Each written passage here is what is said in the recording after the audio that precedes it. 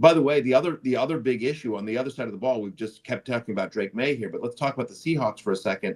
That Seahawks offense, according to PFF, Patriots defense had 17 missed tackles in the Super Bowl. That was a season high. And so, I mean, like, and especially, for all the prowess of like, hey, listen, this is a great run defense, meaning the Patriots. Patriots have this amazing run defense, especially with Milton Williams. They haven't given up. I think the stat was whatever Ken Walker's rushing line was. I think it was 79. I think it closed at 79 and a half. Like they had in a game in which Milton Williams was active, they hadn't given that number up all season long to a running back. And obviously, Walker goes for, over 100, well over 100. And so, those outside runs were so effective. They were able to get outside, and the pursuit wasn't there. Just again, credit Clint Kubiak, credit the Seahawks offense here, but the Patriots defense didn't show up, I think, the way they were expecting it to. I know they shut them down when they got to the red zone and a lot of field goals, but ultimately, which was, by the way, one of my also one of the legs, no pun intended, of my parlay was Jason Myers to kick 2 field goals, which obviously happened 3 times. He hit that bet 3 different times. Yeah. Yeah, Matthew, you brought it up that, part of the core of this Patriots team was the fundamentals, and some of that evaporated. And it's going to happen when you just play a better opponent. And we saw that Kenneth Walker consistently creating his own yards, 27 carries, 135 yards, 2 receptions. Sorry, Matthew. Should have had 3. Hit him right in the hands. Got 4 targets, too. I mean, that's what's so frustrating. He'd hit it. The thought process was correct. He hit it in 4 of the last 5. He'd hit it in both playoff games. Obviously, it's in Charbonnet. I knew that he was going to be out there like a ton. He got 4 targets. 1 hit him in the chest and he dropped it. 1 Darnold threw at his feet when he was a little bit under pressure. But, like, you think, right, if he's going to get 4 targets, he probably gets there with 3 receptions, given the fact that, these aren't long passes. Like, any pass to Ken Walker is going to be a little 5-yard dump off. So, yes, very bitter about that. That was my Barry's bet into the 9-game win streak on that. But my other bets that I gave out, Cooper Kupp over on the receiving yards, Matt Collins over the receiving yards, those both cashed. On the Olympic side, I gave out the first half under. I gave out Ken Walker over on the rushing attempts. Those all hit. I did a DraftKings thing for the Olympics. So overall, a very good Super Bowl for me. But yes, the Ken Walker 2 receptions, just a killer. But Walker was amazing, guys, and I think this is where you're headed, Connor. So I'll turn it back and ask you guys, what is he wins Super Bowl MVP, cashes at plus 850. My question to you is, he's now a free agent, and what do the Seahawks do? Right, like where does he?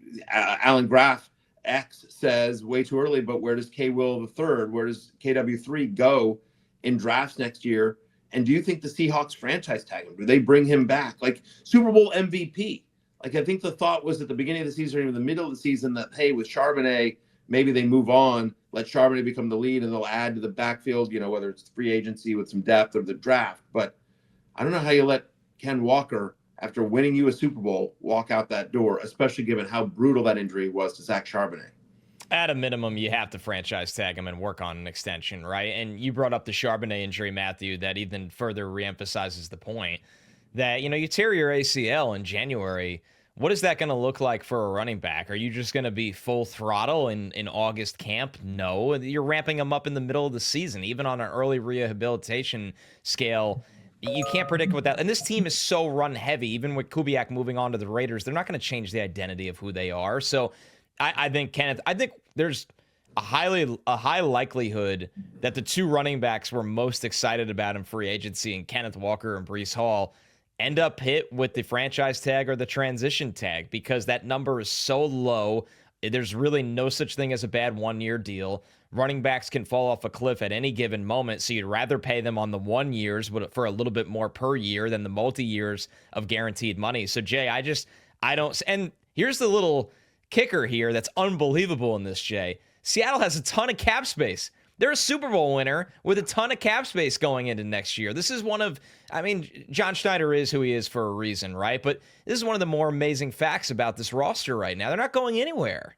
Yeah, and the thing is too is that I think there's this perception, certainly after the fact, that the Patriots are here a bit ahead of their time and they've overachieved massively. Seahawks had a lower win total than the Patriots coming into this season. This was a bridge year for Seattle. They just won the Super Bowl in a bridge year where their win total was 7.5. They were a distant fourth favorite to win their own division. And as it relates to Ken Walker, I think we forget because it feels like he's been around for a while. He's 25 years old. This is year 4.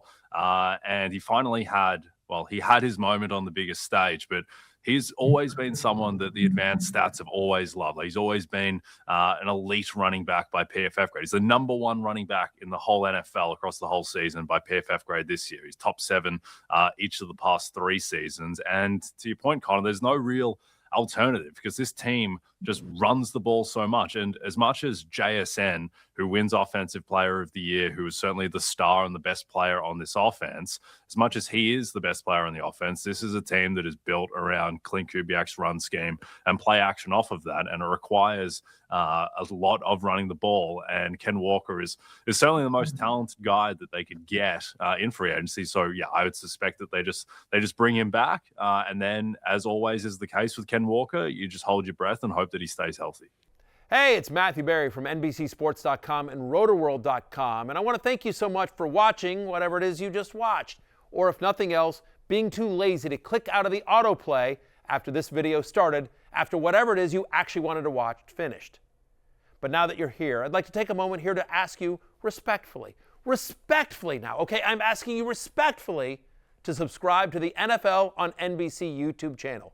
You'll get the latest RotoWorld fantasy news headlines, all sorts of great shows, including my own Fantasy Football Happy Hour. So go subscribe now. Again, I'm asking respectfully.